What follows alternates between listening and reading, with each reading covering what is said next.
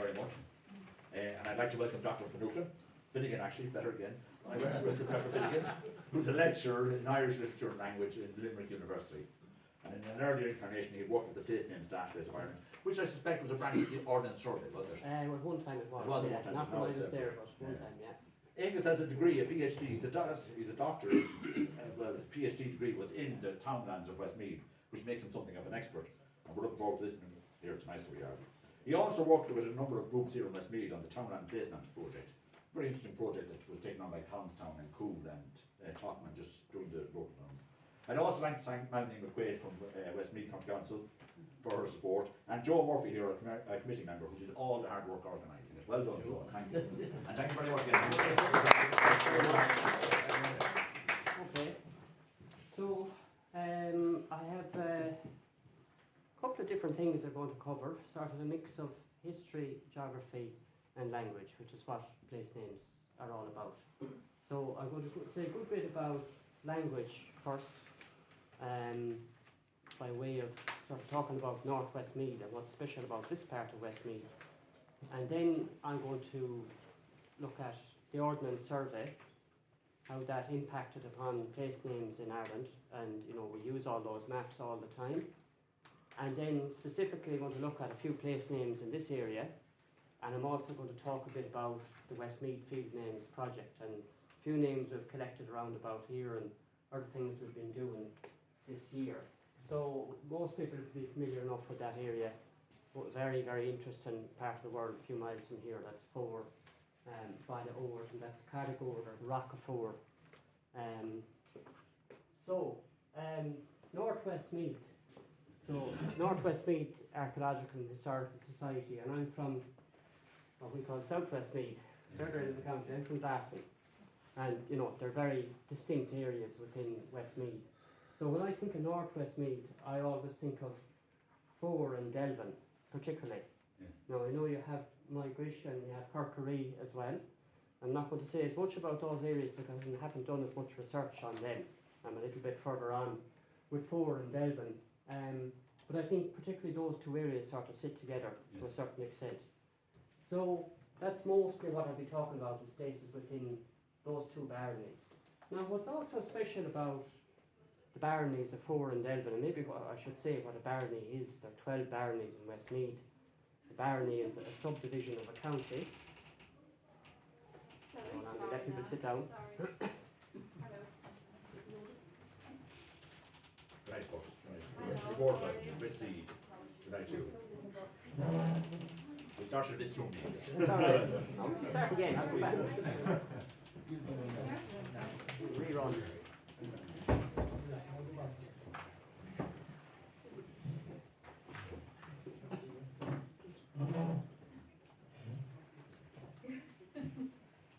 Yeah, actually, it's a better position.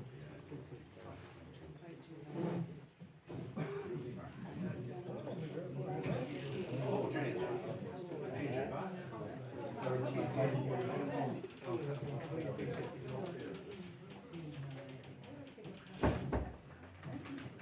There's two seats down there.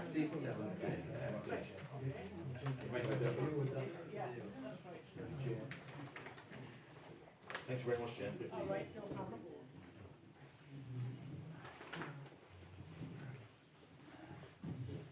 We'll start again. So this is I won't do the introduction. No. So a few people I recognise from Fore coming in. So we have Fore here, the Rock of Fore in the first slide. Very beautiful part of the country. So I'll be talking about place names, a mix of history, geography and language. I'm going to talk a good bit about language first, then a little bit about the history of the Ordnance Survey, the maps we still use today, and then I'll talk about a few place names from roundabouts. So I was just talking there about baronies, and North Westmeath to me means particularly Fore and Delvin, the baronies of Fore and Delvin. And a barony is a subdivision of a county, and the baronies were formed after the Anglo-Norman invasion, in the 12th, 13th century. Most of them are based on earlier Gaelic kingdoms. So they're very old natural units. A lot of them are bound by rivers or have some sort of natural boundaries. So they're very important divisions. Now this map is taken from research on the censuses and the records of, Irish ability to speak Irish in the 19th century by Gareth Fitzgerald. That's the former Taoiseach, and he used to do this kind of thing in his holidays when he wasn't doing all sorts of other stuff. So he did this huge study, very, very important study still, of the data we have on the use of the Irish language in the censuses from 1851. So the first census where a question was asked about language was in 1851. And what he did, just to explain briefly, was he looked at the age groups. So he looked at the censuses, say, from 1851 to 1901. And he looked at all the people between 80 and 90 years of age, would say, in a particular census year, who answered the question, what language can you speak? Okay? And there was three possible answers. You could leave it blank, which was presumed as English. You could have English and Irish, or you could have Irish if you only spoke Irish. They were the three possible answers you could give in a census return. So he looked at this by age group. So if you looked at all the people aged between 90 and 100 or 80 and 90 who answered the question, you could give an estimate as to what percentage of their generation grew up speaking Irish, if you get that. Okay? So you could project back then, before the census, as to what percentage of people were grown up speaking Irish back into the 18th century. So 1851, the first census, and he's able to go back to 1771 based on the oldest generations that have answered this question. Now, there's a lot of attrition, and the death rates were a lot higher, at that time, so we can presume that these figures are much too low. Okay? There's also a situation was happening in Ireland that there was a shift happening from Irish to English, and there were many people who spoke Irish in their youth, but by the time of their old age, they hardly used the language at all, and they might not bother putting that down as a census. There was also another issue with the census, that it was often filled out by a third party, usually the local policeman, and he may not have interrogated every single person of the household as to exactly what their language competence was now or in the past. He may just have seen what language is usually used in the area and filled it in. So we can presume these are all total underestimates. But nevertheless, that's the figures we have for Westmeath, and what happens is that, or what we see here is that the baronies of Fore and Devon stand out. They were by far the most strongly Irish-speaking part of Westmeath in the 18th century. So 49%, you can say in reality that's probably 60-70% of the children born in the third quarter of the 18th century were Irish-speaking. And that continued on until maybe 1830, 1840, when the turning point happened in this area, it seems, roughly. And I can go into that in more detail if you want. So a couple of other maps there. In the year 1800, all the black areas were majority Irish-speaking. These areas with the lines were mixed, half and half, or some sort of mix between Irish and English. English is only really dominant around Wexford town and around Dublin city, and then northeast Ulster, which had been heavily settled during the plantations.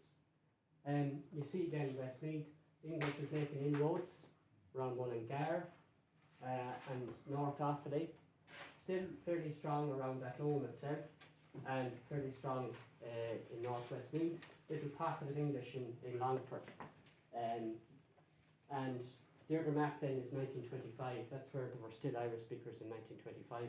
Still a lot of areas there, parts of South Roscommon and so on, but Irish was more or less gone from Leinster by about 1925. The only place you still had Irish in Leinster was the Cooley Peninsula. So the last native speaker died there in 1969. We have recordings of her, Mrs. O'Hanlon. What's her name? So aside from the spoken language, this area has a long tradition with regard to manuscripts and Irish language literature, and also a long history of bilingualism, because this area was very heavily settled by the Anglo-Normans. Families like the Nugents would be the most prominent, but there are many others, of course. So I don't know if you're familiar with this manuscript, do people know of this? So Elizabeth I, you've heard of Elizabeth I, very famous queen, and really her reign coincided with a big push to reconquer Ireland, the Elizabethan reconquest of Ireland. And because of that, she had a lot more contact with the Irish nobility, be they of Anglo-Norman descent or of native Irish descent.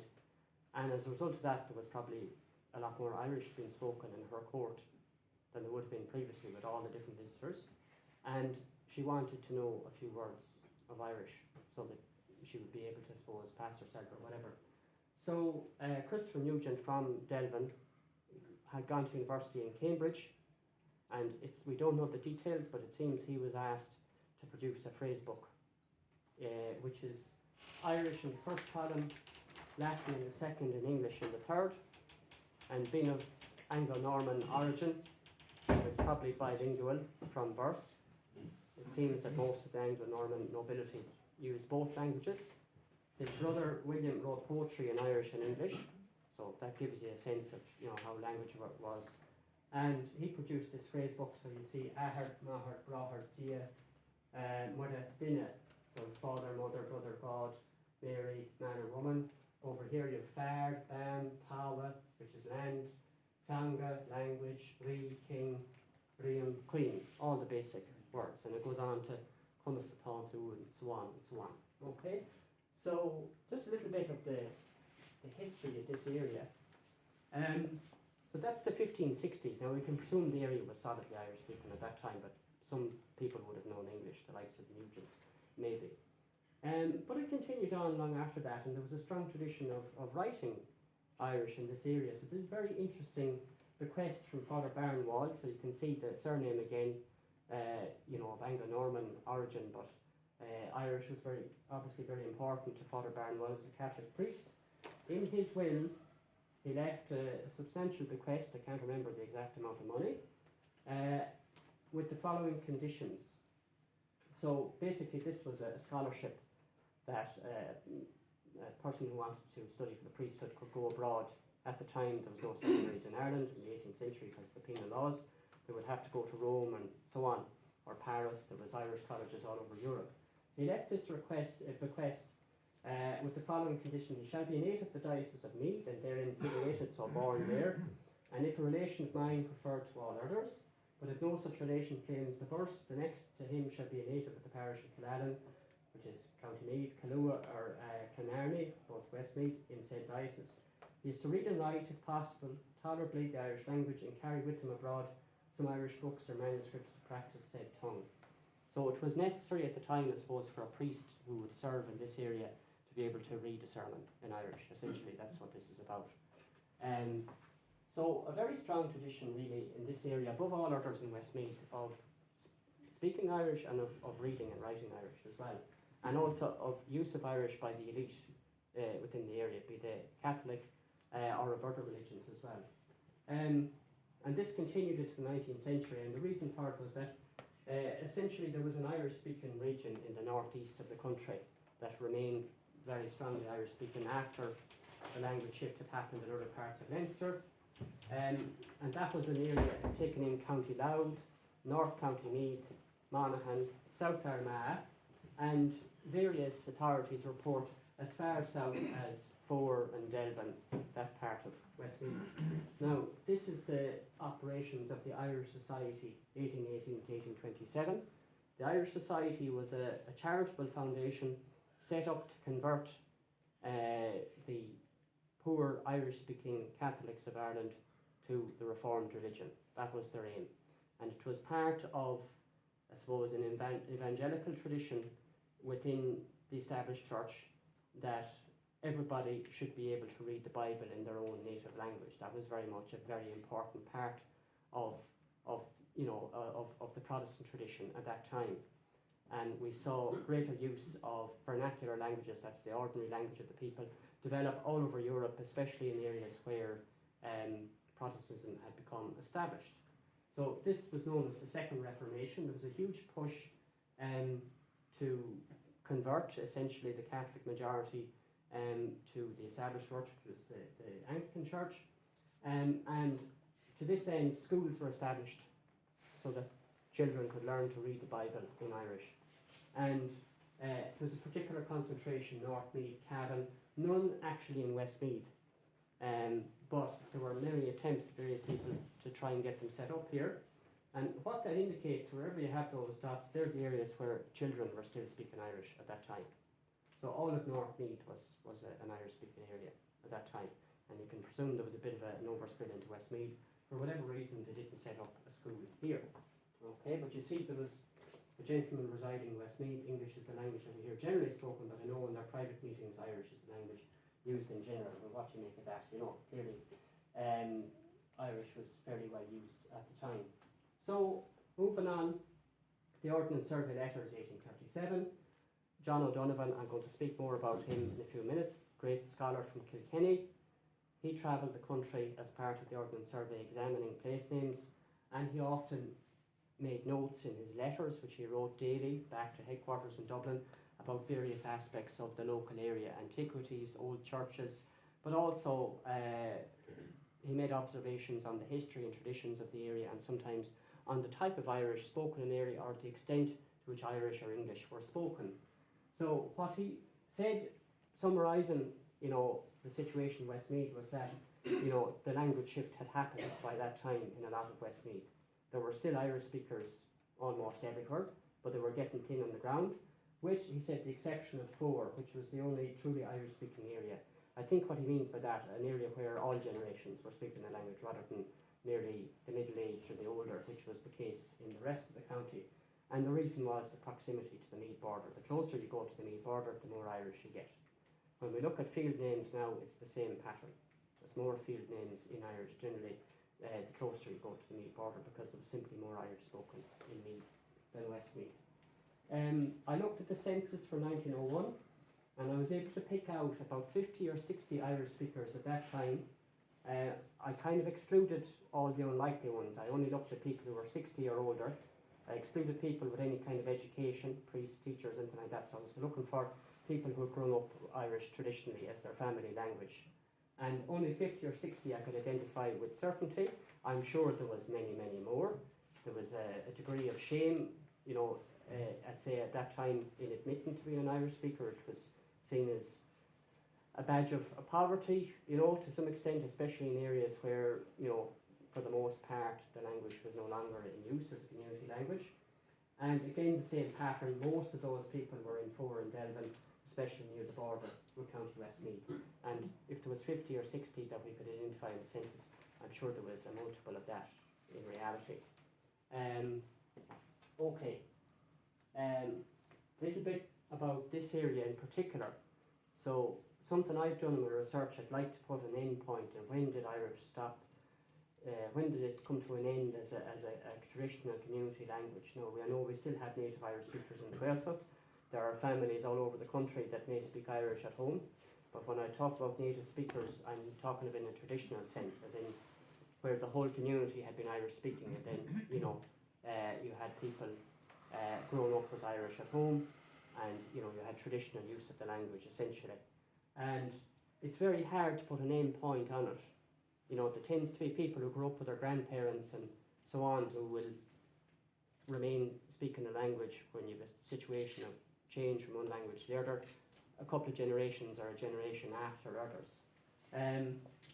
So there was an interesting question asked in the school's folklore collection in 1937-38.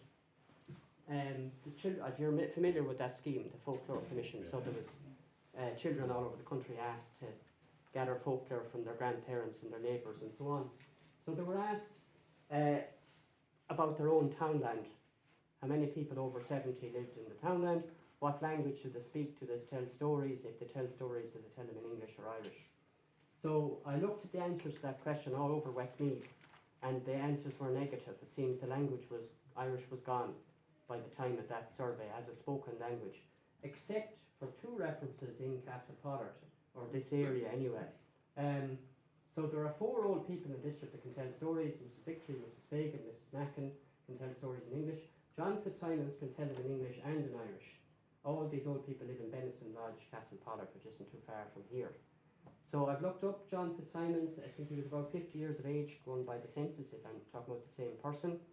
I don't know if anybody would be able to provide more information on that person, or can we verify this?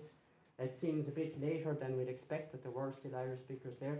Maybe he grew up with his grandparents or something like that, or he may have gone to stay with relatives that were Irish speaking in Meath when he was a child, and in that way was able to speak Irish after the language had fallen out of use in general. There's another reference then from the same area.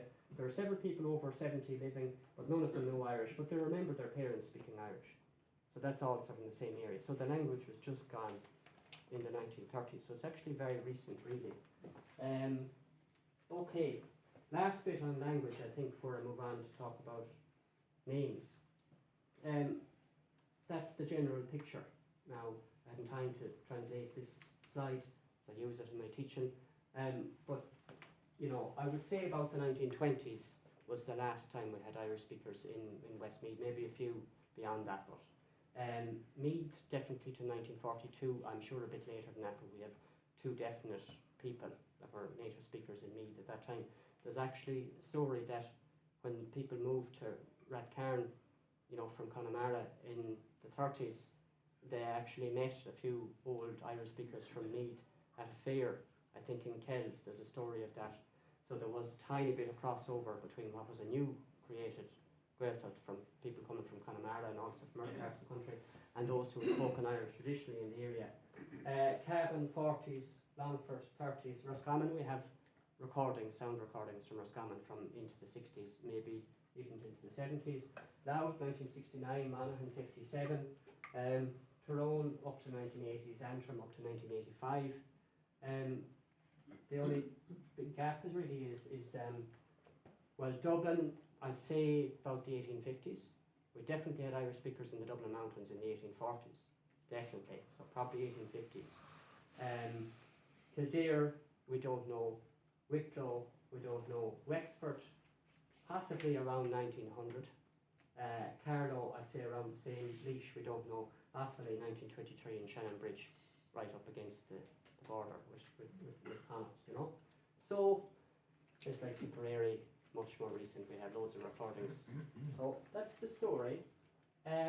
Moving on now to talk about place names and how we study place names. And the reason I'm saying so much about Irish is because you can't really make any sense of Irish place names unless you take into account that the vast majority of them have their origin in the Irish language.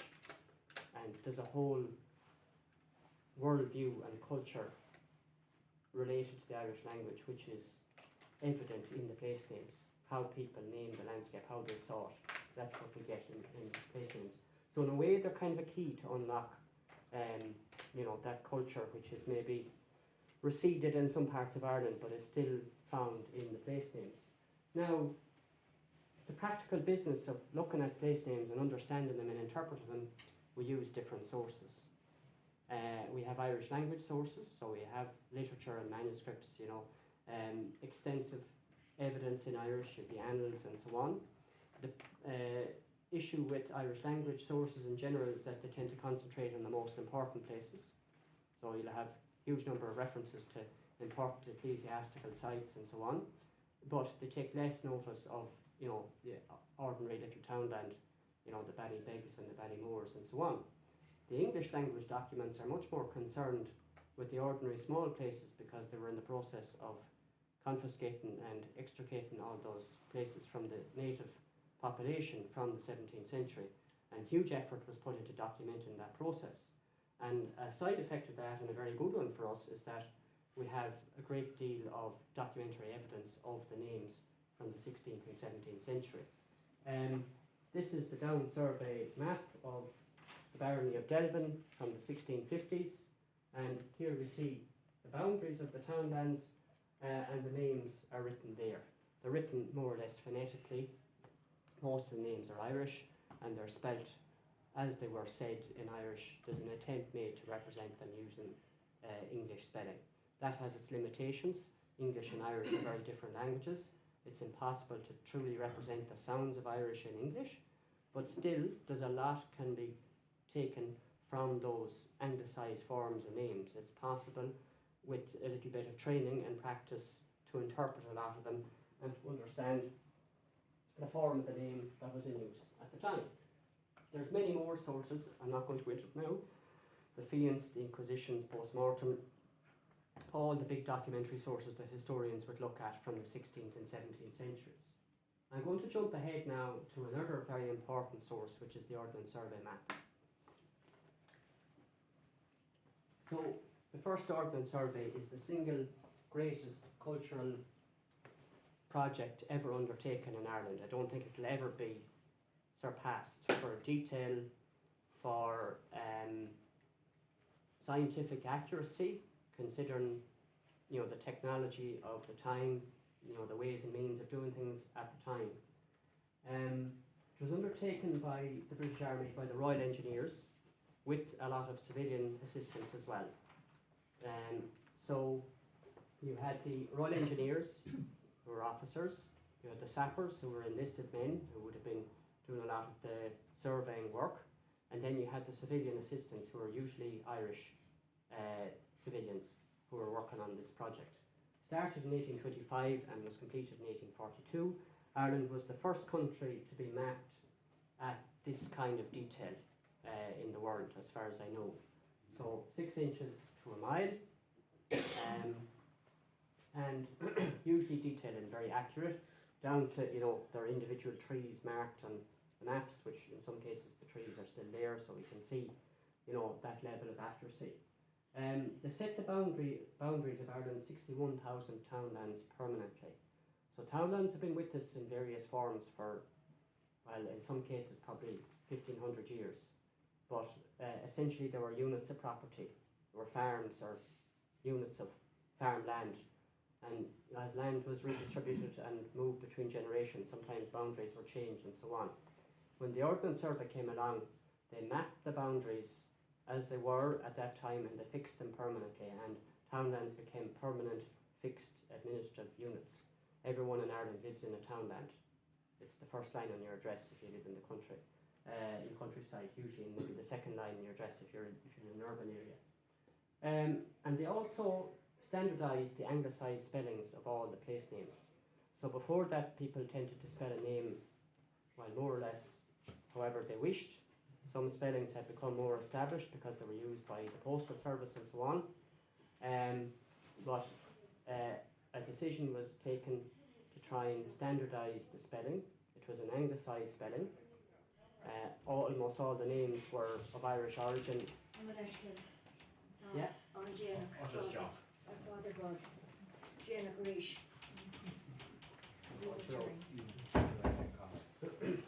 So almost all the place names were Irish, but the decision was taken to write them in anglicised spelling. And it's a pity, a great pity that decision was taken, but I think it was an inevitable one, because if you looked at the situation in Ireland in the 1830s, there was, I don't know, exact population, 5 or 6 million people. It's estimated only 20 or 30,000 could read and write in Irish. And perhaps 1 million or 1.5 million could read and write in English. And then the majority of people had very limited literacy. But at that time, it had already become established that English was the language generally used for written communication. The British state was a monolingual state. It functioned wholly in English and didn't take account of any other languages. And so great care was taken to try and spell the names in a way that represented as close as possible the original Irish forms, but they were written using English spelling. Okay. Interestingly enough, when they moved on to Scotland and Wales, they took a more enlightened approach. And part of the reason for that was that there was a much higher proportion of the population able to read and write Scots Gaelic and Welsh, because Scots Gaelic was in wide use in the Presbyterian Church in the Highlands, and in Wales, Welsh was widely used among Methodists, Sunday service, Sunday schools. The problem in Ireland was so few people could read and write in Irish, and the only institution which could have developed or helped to develop mass literacy in Irish was the Catholic Church. But for whatever reason, the Catholic Church didn't place a huge focus on Irish. Certain individual priests and bishops did, but as an institution, it didn't. The fact that a lot of them were educated on the continent may have had something to do with that. If there had been a large seminary developed in Ireland from the 17th century, maybe Irish would have become very established as a written language within an institution like that. But of course the penal laws did not allow that to happen. So that's how we ended up with anglicised spellings on the maps. Now it wasn't a random process at all.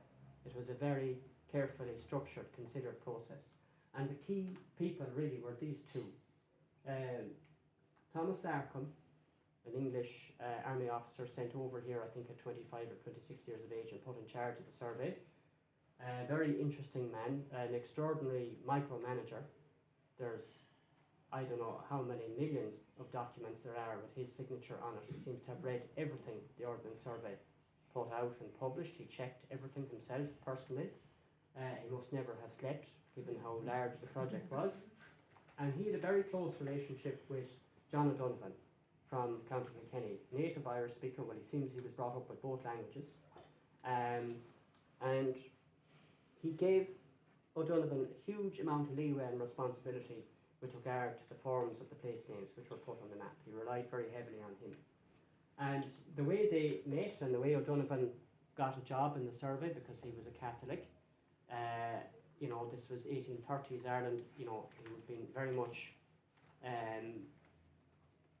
of a class that was excluded from official projects. But O'Donovan had such a personality that he actually forced his way into the very centre of things, along with others, Eugene O'Curry from County Clare being another, and there ended up being a whole department within the Ordnance Survey called the Topographical Department, which focused on place names and also on the collection of information relating to Irish history all over the country.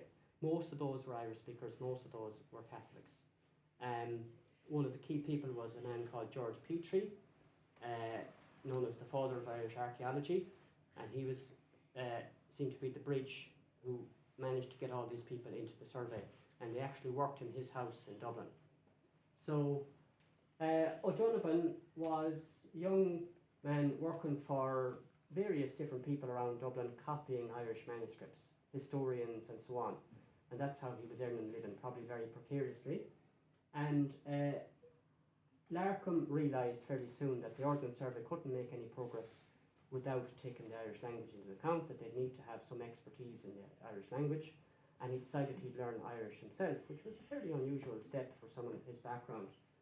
And so O'Donovan was recommended to him to teach Irish to him a couple of days a week, and this is how they met. So I was at breakfast and my note was put in my hand, and I was told that Claire was in the hall. Showing up, I said, and O'Donovan, in peasant garb, entered the room. I asked him to sit down and share my breakfast and proposed that he would do so 2 or 3 times a week and undertake to teach me Irish without requirement to write exercises. So lots of people like to learn languages without doing their homework, but that doesn't work. So what happened almost inevitably is after a while he realised he was never going to be able to learn Irish quickly enough or completely enough to carry out the type of work that was required with the Ordnance Survey. So he hired John O'Donovan, and initially he was office based and he was working away creating lists of common words and Irish place names and indexes and all the kind of material you would need for a huge data collection project, essentially, which was what the Ordnance Survey was. At some point he became very unhappy. We don't know why. Maybe he wasn't happy with the fact that he had a relatively in the background kind of position, and he left. There was a row of some kind. He was gone for 6 months and then he was hired again, possibly because he had made himself essential to the progress of the project. He was hired on bigger money and he was allowed to spend up to 9 or 10 months working in the field, essentially unsupervised, out on his own, except that he had to write his daily reports. So normally he would spend from March until the end of November walking the country, collecting pieces of information about Irish history, and in particular he had to try and ascertain the correct Irish form of every place name which was to be put on the map, and to do that he would seek out Irish speakers in every part of the country, and he spent 7 years doing that in total, so 9-10 months of the year. He wasn't on his own, but he was the most important of those. Thomas O'Connor, Patrick O'Keefe, Eugene O'Curry, and several others. But O'Donovan was sort of the leader. And he went on to do all sorts of other things. He was appointed Professor of Irish in Queen's College, Belfast. Again, an extraordinary achievement considering his background and the times that were in it. I think he was made a member of the Royal Academy and had a huge career as a historian, put out the first edition of the Annals of the Four Masters, which is, a huge multi-volume series of the whole history of Ireland, which he translated and also printed the Irish text in the 1850s. So, a huge personality. So his role, according to Larkham, and the policy with regard to names was to adopt not necessarily the commonest version, that's the commonest spelling in use of a place name, but the version nearest to the original Irish. So there was a conscious effort to try and ensure that the names were historically in tune with the Irish forms of the names, okay, even if they were spelled in English. So O'Donovan, as I said, was to gather Irish language forms in the field, consider historical forms from English and Irish language sources, and there was a backroom team known as the Topographical Department who were working away, going through all sorts of historical documents in English and Irish and extracting lists of place names from them and creating huge indexes, a lot of which are survive and are still used by the Place Names branch in Dublin, which was part of the Ordnance Survey up until the late 90s. It's now part of the Department of Arts, Heritage and Heritage, and they're the people behind the website loganum.ie, which is the Place Names database of Ireland. So there's actually continuity from John O'Donovan's time up to the present, where we have a website, a database of all the place names in the country. And in the end then, he recommended an English spelling. So if you had a name like on Crookbawn, the White Hill, he would probably make something like Knockban out of that. Knockbane or Baun. And he would recommend a particular spelling, and not always, but most of the time, what O'Donovan recommended was what was accepted. So that's how we got the place names on our maps, which we have now. This is an Ordnance Survey name book, so they're like a checkbook, and these are the books that the Royal Engineers would have carried with them into the field. And first of all, in this column, whatever army officer was assigned to the area, he would have talked to local landowners, the priest, the local Church of Ireland vicar, and often would have consulted certain written authorities, certain maps and other documents which were available, and would have noted down the common spellings in use locally of a townland, we'll say. And then O'Donovan would have come later, and he would have spoken to people in the area. And in this case, he spoke to Old Plunkett of Balnacar, which is close to Delvin, a mile or two outside Delvin. And I'd like to trace more to find out who Old Plunkett was. And from him, so Ballyown or Ballyown was the way it was being spelled, and sometimes Riverstown was used as well. And he made a note in pencil what was in use among Irish speakers at the time. So it's Bala Aivne.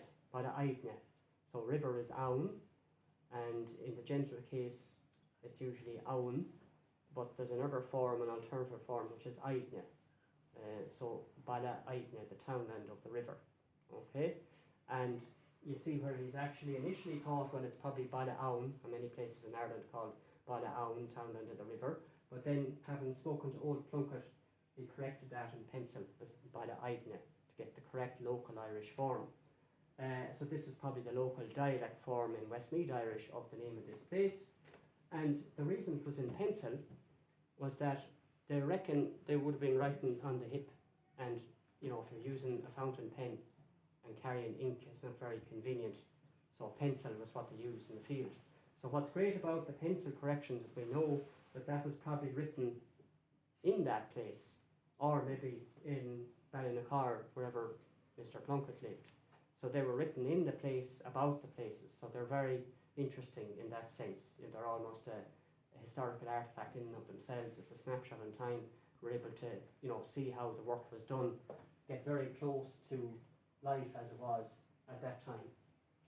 Now, they also left, rarely, but occasionally, other interesting documents.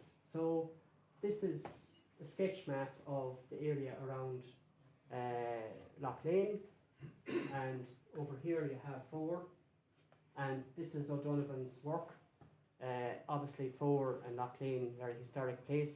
They wouldn't have done this everywhere, but for his own interest and in trying to get an understanding of the overall landscape, so he could make decisions as to what should go on the map, he drew his own sketch map and he wrote in all the place names in Irish. So you have Loughlane,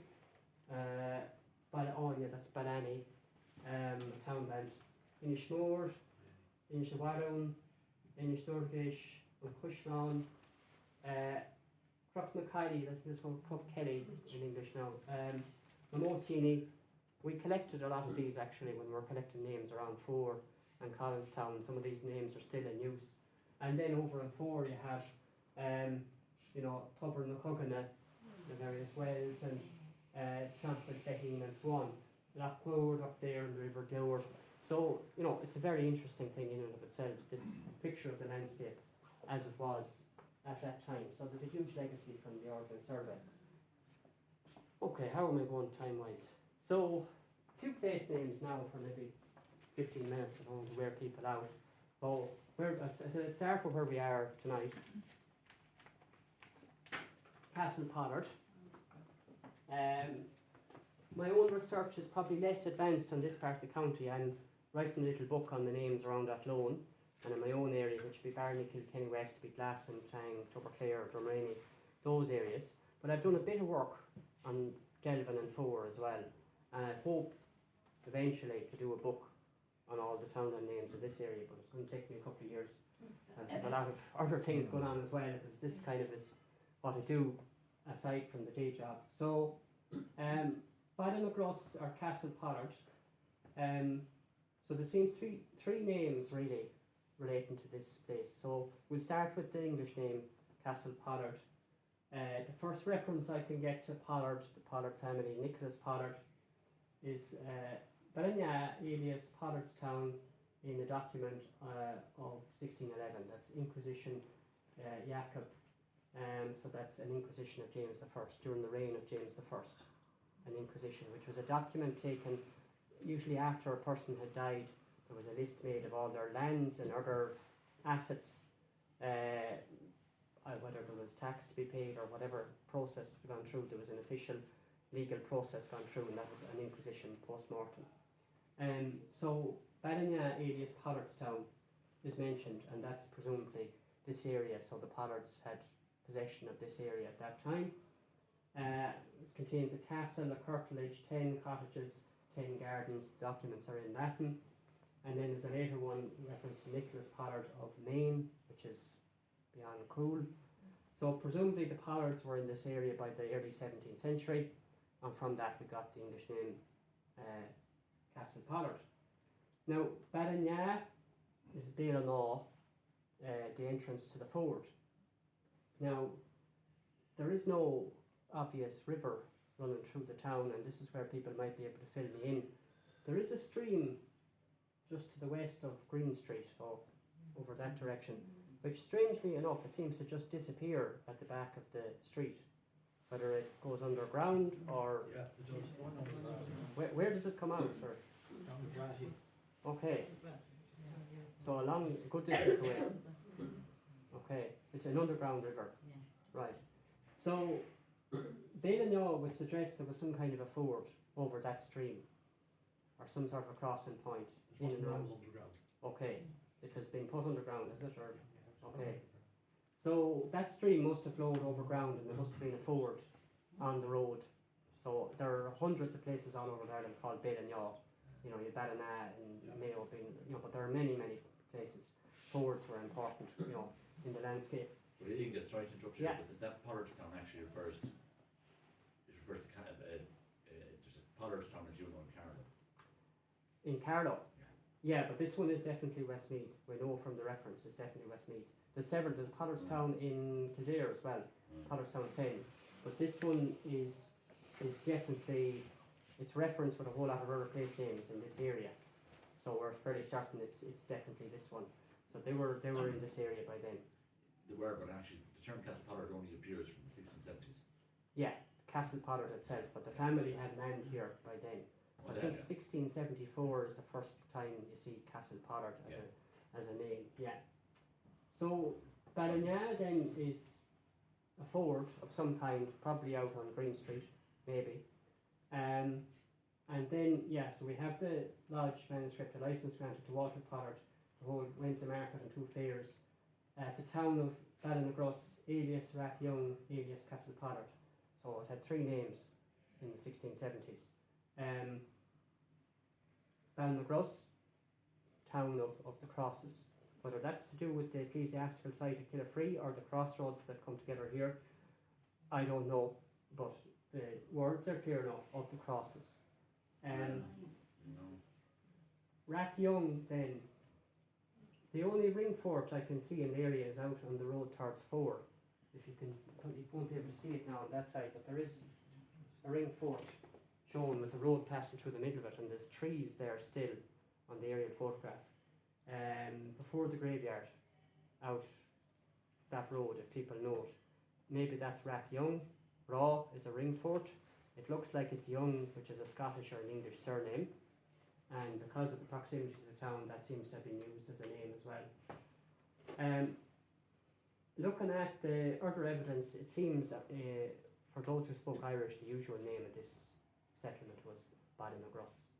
And that's what Henry Peers used in his book, A Chorographical Description of County Westmeath, 1682. He refers to it and so on. And the main name of the area seems to be Ballinagruss in Irish and then Castle Pollard in English. What the crosses refer to, I'm not sure. Maybe, crossroads. yeah, there's a huge number of roads coming together. There's 4. You know, so I don't know. But there is the ecclesiastical site there as well, but I don't know if there been any particular tradition of standing crosses here. When you say ecclesiastical site, you're talking about Killafree, is Yeah, it? No, Killafree is only 1690, 1670. yeah, so it must be crossroads. Yeah. Unless there's some record of other crosses, but I don't think there is. So Ballinagruss, you know, it's of their crosses, so it's more than one crossroads, that's the only thing. So it's a bit ambiguous there. So that's where we are now. After you can't talk at all. Kintark then is the townland. Yeah, so Kintark is, I suppose, the townland within which the town is situated. Yeah. So, I want to look at another name now, a topographical name. So most Irish place names describe the physical landscape. So I was given a talk 2 months ago in Athlone, and I was looking at this little river, the River Al, and I was wondering for a long time, what is this River Al? And till I went and had a look at it, and I realised it's situated in this fabulous deep gorge or cut out channel. It's about 20 or 25 foot deep with wooded slopes, mostly hazel, and I realised it's Mahalia. Al is the Irish for cliff, and it very commonly occurs for, you know, a steep slope on the side of a river. So the most famous example would be the Knoll in North County Dublin, where the cliffs are up to 20 metres, so that's 60 something foot high down to the river there. And there's a couple of other rivers around the country called an Al or Alia River. And it seems that's what we have in the case of Athlone. And then we have another place in this area, townland, near to Collinstown. I don't know if people know that place. Yeah, and it seems to be the same thing.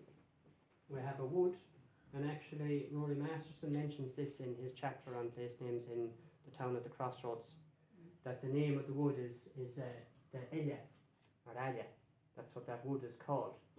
And the townland name then is Shrunahelia. I don't know how it's pronounced locally. Is that how to say it locally?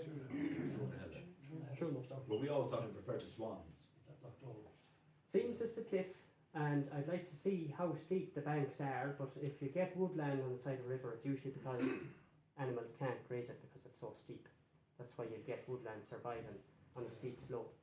It looks like it's in a very steep decline there by the river. I'd have to go and have a look at it. So in the 19th century, O'Donovan recorded as Shrunahelia, stream of the cliff, essentially. And it's a small little stream that runs into Loch Clewer. Starts in townland of Lickhill. So, interesting connection to 2 different parts of the county. But can we ask, what is the Irish for a swan? Ala. Ala. Two totally different sound. That's Ala, Ala, and Ala. So, no, definitely different. Because he even mentions it here, Donovan, pronounced Sro Nahaya, L very liquid, so that's a yeah sound. So you have two L's together, so Al, and then in the genitive case, Alia. So Sro Nahaya. So it's very definitely not a swan, no, it's definitely a different sound. It would be a broad L and a swan. So, lakes then. We're getting into bigger features. There's 90 to 100 named lakes in County Westmeath that are on the Ordnance Survey maps. Most of them have very simple names, especially the smaller lakes. So you'd have Loch Dove, Black Lake, Loch Bawn, White Lake, Loch Wee, Loch Wass, and so on, relating to the appearance of the lake or vegetation and so on. A few unusual ones like Loch Pucheen, there's two of those. So I presume there was poaching made in and around those lakes, you'd need water. Another unusual one, Loch Talon, Lake of the Salt. So whether there was salt making operations going on there, you know, where you boil huge vats of water, seawater or something, I don't know, it seems very strange. Very, very strange to me inland. You know, there was production of salt at the coast in Ireland, fair enough, but I mean inland it seems very odd to me. What was that again? Sorry, Loch Talon, is it? Loch Talon, yeah, Lake of the Salt. Lake of the Salt, Loch Talon. You would say Lake of the Swans, no? No. Very strong swans here. I think there is a townland nearby here, isn't there, Loch Nada? Yeah. Yeah, so I think that may be related to Swan, right? But Yeah, it's beside Shrewdenhalla. yeah, but I'm very certain that Shrewdenhalla is thick because of that sound. Loch Lane then. So Loch Lane, from an Irish word Leven, which is a level broken surface or expanse. And if you look at Loch Lane, it's surrounded by big hills. I think it fits quite well. It's a remarkable expanse of water. Loch Oul, originally it would have been Loch Moor, and the R sound switched to an L sound about 400 years ago. And that's a very common change in Irish. So you have a word like Fellinure, in Connemara Irish would be Fellinir. And all over Galway actually Fellinir is common. So slender R and head sound like in the plural of far is fid can become an L sound very easily. The two sounds are very similar.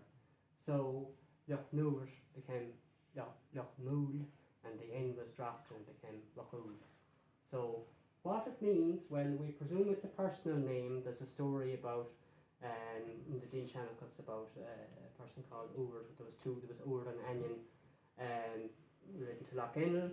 It seems it's a personal name. Sometimes in the case of very old place names, we can't go much beyond that except saying it was probably a personal name. It's hard to be certain. The same with Loch Sheelan. I was doing a good bit of looking at that. I see something on Wikipedia, Loch Sheelin, Lake of the Fairy Pool. That's definitely wrong. It's a grammatical impossibility. But what it means, I don't know. Again, it may be a personal name. So Sheelan's Lake. We need to do more work on that. There's a few other place names. There's Aughnasheelan and Raheelan in County Leitrim. So this word Sheelan occurs in a few other place names. So I'd like to do a bit more research on that. I can't give you a straight answer on Loch Sheelan. Loch Glór, Loch Boide, from Glór, clear, luminous, bright, clearly refers to the appearance of the water either in the river or the lake. This is a river flowing into the lake, so that's fairly straightforward. Now, the hotel name here, I think, is based on Derivara. So Loch Dadabloch, reasonably straightforward. Dadabloch coming from Dadabla, which is a collective term for oaks or a grove of oak trees. We know the local Irish pronunciation when Irish was spoken there was Derrioch, Loch Derrioch. And there are three great big hills. I know that you're probably all familiar with them at the narrow end of Loch Derrivara. Knockbody, Knockross, and is it Knockian? Is that how it's said? Knockian. So in Irish would be Crochone, Hill of Owen, Crockrush, the head of the promontory, which is the one in the middle. Russ is a promontory. And Crockawuddy is the head of the Bullock. Now what does Bullock mean? Well, sometimes translated as a low-bred person, a churl, a lout. I see that it often occurs in mountain names in Scotland. Bullock. There's a couple of very famous mountains called the Bullock. So whether a big hill is being somehow personified as a person or some sort of character, I don't know. But it's a common enough word in place names, Bullock. He's known locally in English as Knockabody. Knockabody, yeah. So that's just a very close approximation of what it was in Irish. Crockawuddy, head of the Bullock. So they're the three big hills, and you have the oak woods, or there's woodland anyway, and Henry Piers, writing in 1682, said there was a great store of low-spreading oaks on the site of Knockross. I don't know if it's still oak that's grown there, but you still have the woodland grown. So that's where Derivada gets its name on. Okay. Little bit about field names. A couple of minutes on this. So we had a field names project going for a couple of years. The reason I got interested is I was looking at the school's folklore collection and I was seeing references like this, mostly from this area. Many of the names around Clonmel district are named in Irish. In Newtown, nearly all the fields and place names have Irish names. That was in 1930s. A lot of them have probably been forgotten, but not all by any means. So we've been collecting for the last 5 years. About 2,600 names being collected. A lot of people have been involved, different community groups, all over the county really. Tachman, Knocknavally, Collinstown and Fore and Cool would be the groups mainly we've worked with in this area. We've been more focusing on individuals. We haven't been able to get a community group to take on the project this year, so I went and interviewed people individually in my own area, in Streamstown and then around Ballynahown. And people sometimes send us in names by email. It's a simple enough process. We give people a record sheet and a numbered map of the townland, and you write down the names of the fields, if there are names on the fields. And then I usually follow up and ask people questions about how exactly they're pronounced and is there anything peculiar about the field and so on. About 8 to 12% of the names that come in would be Irish or contain an Irish word. Most of these are from around this area, Collinstown in particular. Clonagwineen, I think that was Collinstown and Ardnamore. Height of the cows, Clonagwineen would be the meadow of the rabbits, and so on. Just a couple of examples then from Cool. Comog is the name of a little stream which joins the Inny, and it's a very simple name. Comog, well, something that's calm is crooked, and Comog is the little crooked one, the little crooked river, and it has a bend in its course. It's only a very short river, maybe a mile long or less, but it has this bend, and you'd always be a bit worried looking at a landscape like that with, a lot of peat harvesting, have rivers being straightened and changed. But if you look at the Ordnance Survey first edition, the course is the same, and you can see the very clear deflection. And of course that was an open flat landscape, so you'd see that bend very easily, and being the most defined and obvious feature of the river, that gave it its name, Comog. There's 3 other examples I come across in the county of rivers called Comog, and you have a river in Dublin, I think it's mostly underground, the Camac, which is Comog as well. Originally, it seems to be a common name in small rivers. 3 other names from Cool. I don't know if there's anybody here from Cool. Punta. So when I heard this was back just before the pandemic, a day or two before the whole country was locked down, we were in Cool collecting names, and I knew straight away from hearing the way the name was said by the man who gave it to me that it was an Irish word, punta. But obviously punt, a pound, but I wasn't kind of sure, especially a pound. You'd say what context, for a field. So I did a bit of thinking about it, and then I came across another example from Galmoylestown, collected in the Carley School, 37-38, Punt on the Mow, the pound of the cows. So that's a pound for stray cattle. Yeah. It would have been impounded, And Punta in Cool is 3 or 4 little fields. I think they're all let into one field now, with a boring going into them And obviously that was an enclosed area where stray cattle were put in until they were reclaimed or whatever. So that's Pumpa, but the pronunciation was very clearly Irish. So, you know, pounds were probably created in the late 18th and 19th century, so clearly Irish was still being used at that time. That even though pound, you know, is an English word, and that would have been created presumably by some official organisation and named as such in English, the Irish version was in use and has survived. Stíhóg, this is a coffin resting place, and these were common all over the country. When coffins were carried long distances, there were different designated stations where the coffin would be put down on a resting stone and people would take a rest. So apparently there's a mark on the wall there, a little cross, and this is the Stíhóg. This is a place where funeral processions would have rested. You know the phrase like the Stí, take a break, take a rest. So a little rest, Stíhóg. In the same area then we have Porta, and this confused me a bit when I heard it because again the pronunciation was clearly Irish from the person that gave it to me. Porta, but Porta is the genitive case of Pork. Porca field, fair enough, but Porca, you know, if it's a Timpel na Porca or Lorna Porca, the middle of the field, it changes from Pork to Porca. So what I think has happened here is that there was a longer name, but part of it has dropped out of use, and all that survived is the end of the name. Now there was a well in that field, and that's why the field was well known, because a lot of people used to get water there. So I'm guessing that perhaps that field was, or that well was known as Tubber na Porca, or something like that, and so the name survived, or part of the name survived. So that's a few from this area. Another thing we've been doing this year is taking field names out of old newspapers. So there was a newspaper called the Westmeath Guardian, and this we got onto this from Peter Wallace, who was involved in the project in Multifarnham, and he'd been finding a lot of field names in this newspaper in ads for letting grazing and setting meadows and so on, especially the bigger farms that had names of the different divisions. So this one is Mornington, and you'd see the list of fields here and the acreages that were to be set. So Clantray, Kilbeggan, Achraburka, Clumpfield, 7 acre field, Clanpuckan near Cardigan, Murray's Meadow, Big Meadow, Larry's Cardigan, and Slangfield. Now slang is an English word, it means a long narrow strip of land, very very common in field names. The rest is a mix of English and Irish. I've explained some of them there. Achra, Umburka, Burke's Acre, Quailbog, the Little Wood, and so on. Clan Puckon, the Den of the Puck Goats, or Billy Goats, Cardigan, Little Rock.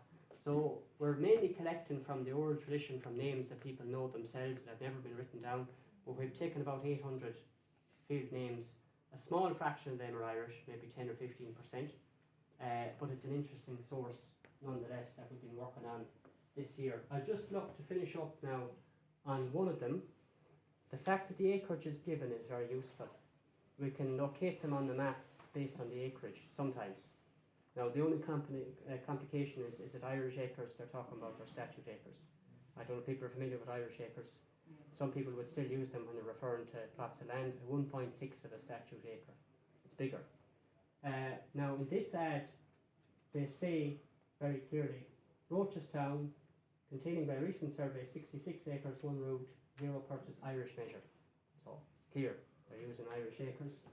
And the second lot then is Pertnahatna, containing 24 acres, Irish measure. And these are in, Rochestown is a town on beside Turpitstown, and then the second lot is in Turpitstown. There's a description then that the two divisions, lot 1 and lot 2, are bounded by a running stream, and so this is the stream here. Rochestown is this side, so I'm taking it that this is Pertnahatna, this big field here, and 24 Irish acres is 38.4 statute acres. And this is the Ordnance Survey map, and they use statute acres only, and it's 39, so that's almost certainly that's the same acreage. So Pertnahatna is there. What does Pertnahatna mean? Firs, Atchen is firs. Pertnahatna, Bank of the Firs. And this is very interesting and very valuable because Atchen is usually a masculine noun, so you'd expect to get something like Pertanatin, but sometimes in place names you get a different form, Pertnahatina, and it occurs in other field names in Westmeath. One we collected in Ballymore, Newtown outside Ballymore. That's Ballymore now, between Drumraney, we'll say, and Kildare. Garnahatina, and it was pronounced Garnahata. And there's actually furs marked on the Ordnance Survey map just beside it, so we're fairly certain that that's what that is. So there must have been furs there at some point, and it's interesting again. It's shown the local form of Irish. There was a variant form in use in this area, Atin, Pertnahatina, and that's very valuable for understanding the variation within the language, for allowing us to almost reconstruct what is a lost dialect of Irish, a lost tradition, and all the rest of what goes with that. Okay, I think I'm gone over an hour, so I'll leave it at that. Thank you very much. Thank you very much.